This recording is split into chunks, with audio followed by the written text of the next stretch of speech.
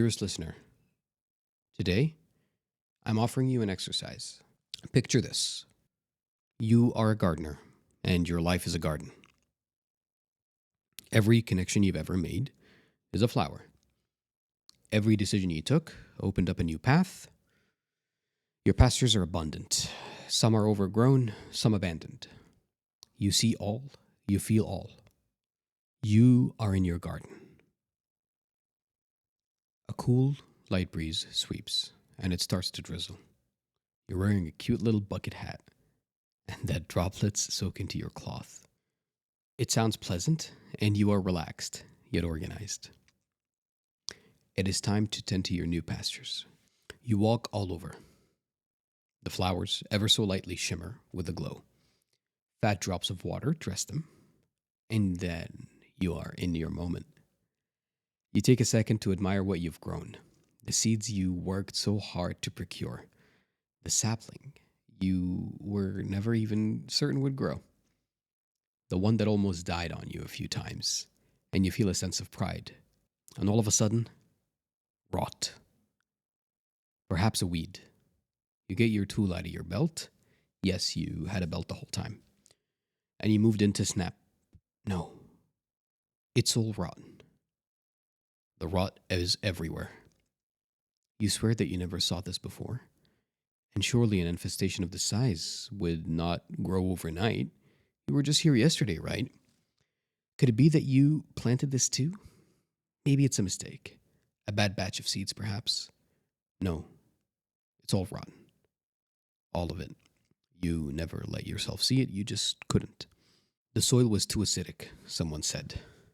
Everything else died before this too. They all had lives. Short-lived, stunted, hard. And you were hopeful, but you knew, deep down, that it was always the same. It all dies. I'm a bad gardener. You give yourself the strength to start over. The sun began to break. You're in a shade. Comfortable. You start to work. You are uprooting the dead flora. Optimistically, it seems. This happened to you before, but you never gave up. Time passes. The sun is setting.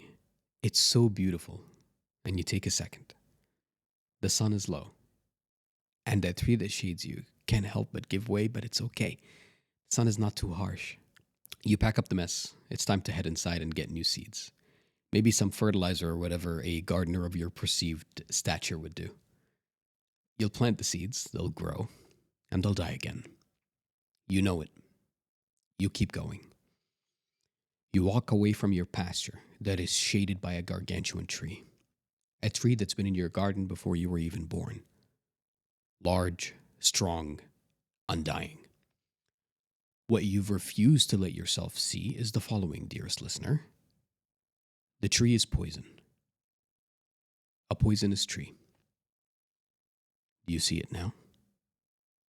I took this metaphor around before bringing it to you.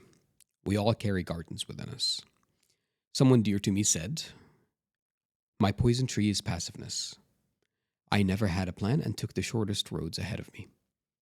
I've never been able to sit alone with myself for no particular reason," she said. Life happened and I was okay with it. I took what showed itself, claimed it for myself, and moved on. I said to her this: "My poison tree is the lack of discipline." I sat with this realization for a moment. And then I had a thought. Is discipline inherited or is it acquired? Is it nature or nurture? I decided that it had to be something that you learn. Because if it is inherited, are some people just meant to fail? Are some people just meant to be lesser?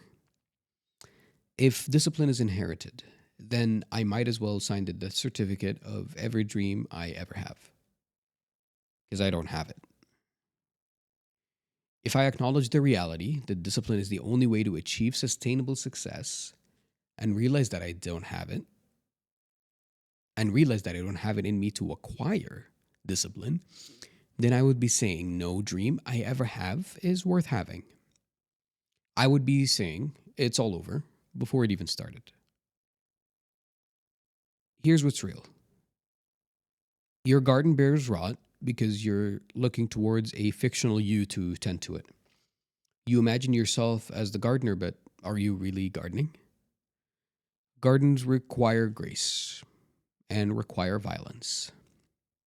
Grace is for the flowers, and violence is for the weeds. Violence and grace in equal parts and measure. Now, tell me this: what is your poison tree? If this left you with a question, write to me. If it makes you remember someone, go for a walk toward that memory and then write to me. Thanks for listening.